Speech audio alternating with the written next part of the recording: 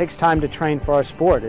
You have to put in a lot of time to do that. I think you obviously have to put in a lot of time in your academics to be successful. So how she manages that, I have no idea.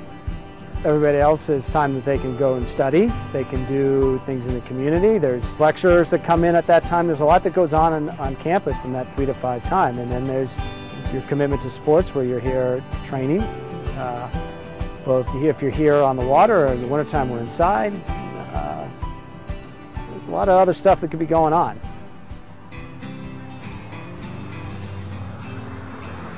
I'm thinking about food 24/7, and I think it's amazing that that happens because I always have access to food. Rarely do I worry about where my next meal is going to come from, and yet it's always on my mind. And if I even go 2 hours without eating, sometimes I turn into this wholly different person that's can't think straight, I'm hungry, and that's just my tiny scale problem. But there are a lot of people in this world, and even just in our neighborhood in South Bend, that don't get access to nutritious foods of the quantity that they might need to sustain brain function and development, as well as just being a happy person.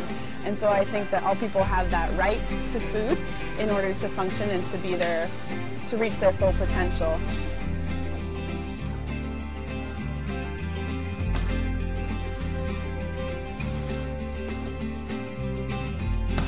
This past summer I went to Bolivia, and the people there are amazing, they're fantastic, but in past generations the nutritional quality of their diets hasn't been very high, and you can see this. My host mom was telling me that you can see this in the height of the people that are there, that their development has been stunted from when they were little, and she expects that with improved nutrition in the coming generations, the Bolivian people will start to grow taller and taller.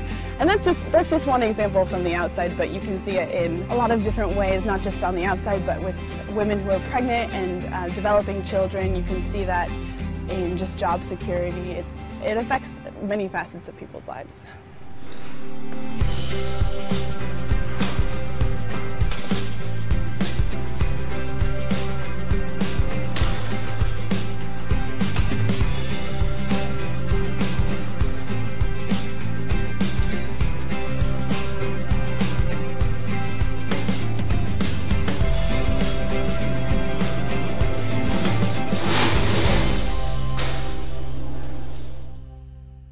So Anna walked onto our team when she was a freshman, like about 45% of our athletes on our program. The fitness was there, the style was there, and she was going to be someone who was going to do well for us. I remember one of the first questions she asked me was, so how can I balance trying out and making sure I can still do volunteer work at the hospital? That first year of rowing, where I thought I was just thrown into this boat, I wasn't sure if I deserved it or not, I was really just afraid of failing, of losing people's confidence in me, of disappointing them. But I really noticed a change in the second semester, and I'm not entirely sure why that happened. Maybe I had just done a few more confidence-building workouts or something, but I started to look at being in a boat and lining up to race as an opportunity. So I wasn't necessarily afraid of failing. I was excited to succeed and to see how far we could push ourselves. I think all freshmen come in, right, those first 6 weeks are so transitional, and I see that happen. Oh my gosh, I'm going to get a B. Or, oh my gosh, I'm going to not do well on an exam. Or, oh my gosh, I'm not going to be right. Success seems to occur more when there is like, okay, we're going to see what happens, and I could do better than I even ever expected. I think that it gives you that ability to go out and just see, can I be a little bit better? Can I be better for my teammates?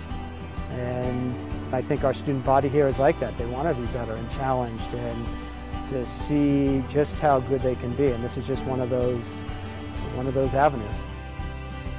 When you have a lot of opportunities presented to you, you have the responsibility to make the most use of those opportunities. And so that's how I sort of try to live out my time here at Notre Dame and my life when I'm not on campus, because I have been presented with a lot of opportunities that I think I have the responsibility to make the most of.